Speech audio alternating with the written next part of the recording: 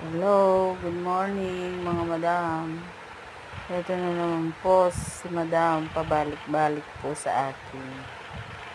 Yan po, malalim yung ingrown niya. Ipapalis na naman po siya ng ingrown. Dahil hindi po siya nagpapalinis sa iba, kundi lang po sa akin. Sa akin lang po siya nagpapalinis. Almost 10 years ko na po siyang customer. Dahil pag sa iba daw po siya nagpapalinis na mamarder yung kanyang kuko. Kaya mga guys,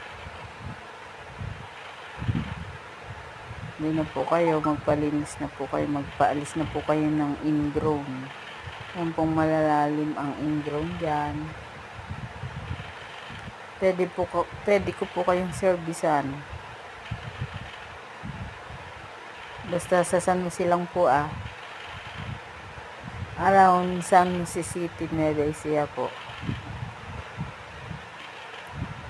Kaya na po kayo mga guys. PM nyo lang po ako. Si Miss SP po.